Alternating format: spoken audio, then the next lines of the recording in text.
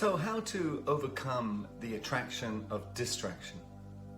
One time Srila Prabhupada shed a tear when passing a golf course and seeing all the people engaged or playing that game, which in essence is hitting a small ball hundreds of meters, trying to find a small hole to hit that ball into.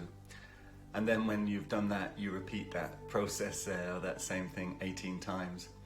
So Srila Prabhupada, he was shedding a tear because he was just identifying that here's just another distraction of the material world to distract us away from the real goal of life, the real purpose of life, understanding our eternal existence and our eternal relationship with the Supreme Person.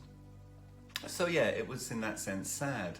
And I was thinking about that recently and how there are so many distractions, but so many of them, if you take for instance the concept of conspiracy theories, or indeed any theories, you know, conspiracy or otherwise, but how now they found a bedfellow, a close friend that has expanded them and accelerated them.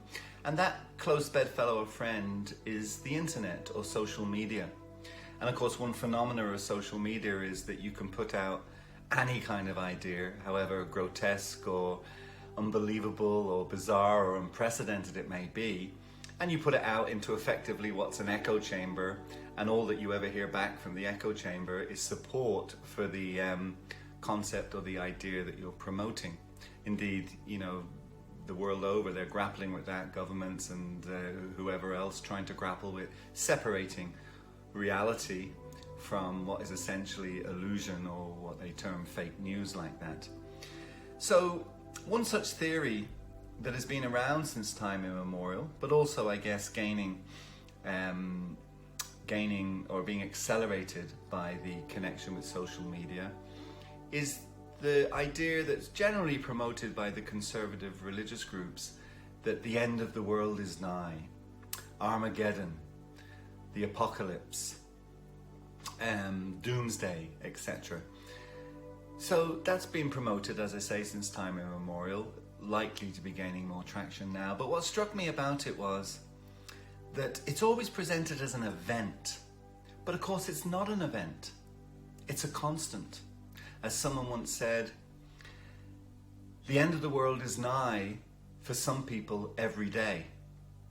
Indeed, statistics show that somewhere in the region of 150,000 human beings leave this world, or what's commonly known as die, every single day. So in the space of this short video, dozens and dozens of humans have died or left this world. So it's not an event.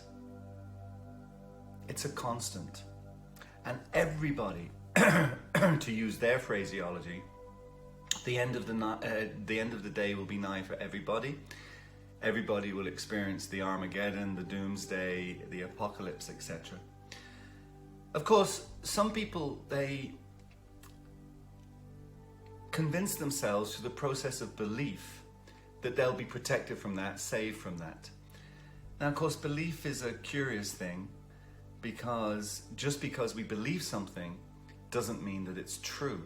I may believe that I'm the most intelligent person in the world, but it doesn't mean that it's true. So belief really isn't the issue. The issue is how we act, how we conduct ourselves, how we live our lives. And if we live our lives on the spiritual platform, in spiritual activity, then actually the transition from the material to the spiritual in terms of leaving this body or dying will be very seamless and very simple. And no amount of belief to the contrary will change that.